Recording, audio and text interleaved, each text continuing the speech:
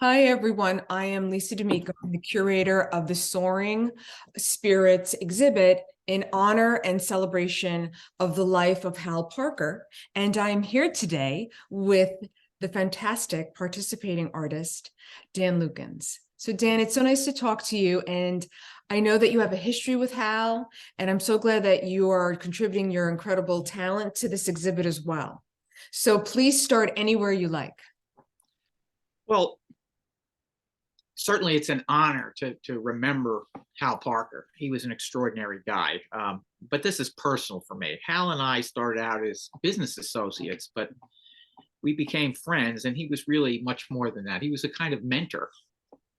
As Phyllis Frank has always says to me, she says, "So, well, we discovered you." And indeed they did.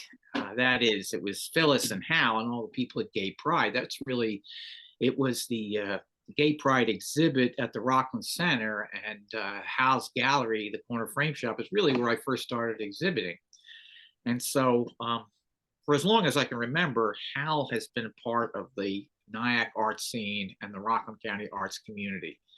And he's really was essential in that regard. But when I say essential, let me define essential. I mean, to some people, um, an essential person would be someone who brings a big name artist or a notable or a big exhibit to a local community. And I certainly think that's noteworthy.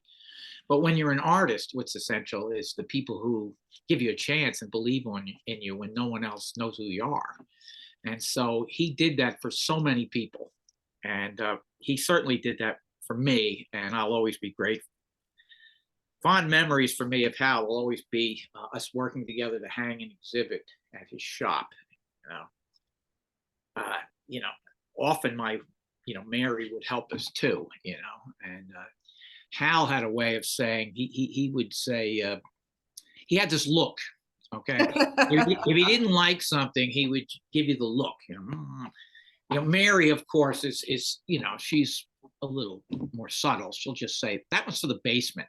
She'd say, but well, anyway, ours was a conversation over the years that was one that certainly was essential to me. The work he did was incredible, but everything was always, a lesson on what was good. Hal knew what was good. And Hal was the kind of guy, he would never tell you something was good that was bad. And in that regard, it was important. So every project I worked on with him was a kind of collaboration. At least that's how I felt about it. About a few months before he passed, very often I go to his shop and I would look at the things he was framing for other people, and we would have this conversation. He'd talk about, oh, this one's doing this and that one's doing that. And, that was certainly wonderful.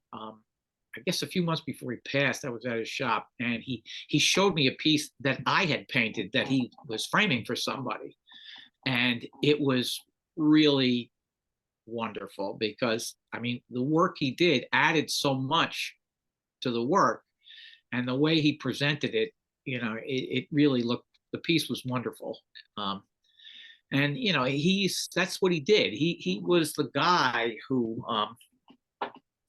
he was entrusted to people's cherished objects, and that's the role he played in their lives. But to artists, I think he was the guy who he'd give you a chance, and then it was again, he never said something was good was bad, and it was useful that way.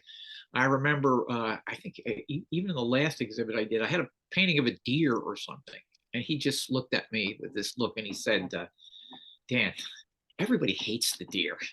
Don't hang that."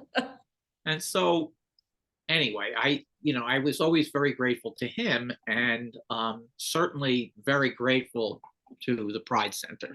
The Pride Center did that exhibit, and I don't think it's really coincidental that we have such a vibrant arts community in Rockland County, but also we're such a LGBTQ friendly community. Okay, and so I think that's something to be grateful to them and to the work they're doing as well. And so what can I say about Hal? one of my favorite quotes is from Ralph Emerson. He said, "What lies behind us and what lies before us are tiny matters compared to what really lies within us." And for me, I think, and for so many in our community, Hal will reside within us. My only, what makes me saddest, beyond not having Hal with us to share this journey, is, I think of all the up and coming artists, the young people, and Hal's not there for them. And so, maybe that's part of the legacy that we need to support and help. So thank you very much for this, the opportunity to talk about Hal. He was certainly dear to me. And, I feel, at some point we kind of make this decision that we say, this is who I am and this is what I do. And, Hal was part of that journey for me. And I really appreciate that. So, and thank you, Lisa, for the opportunity to talk about Hal. Dan, thank you so much. And thank you for participating in the exhibit, which everyone can see this August at the same location at the Corner Frame Shop, which has been taken over and is now called the Parker, which is just the most perfect name. Indeed. Yes. Great. Thank you, Lisa. Thank you.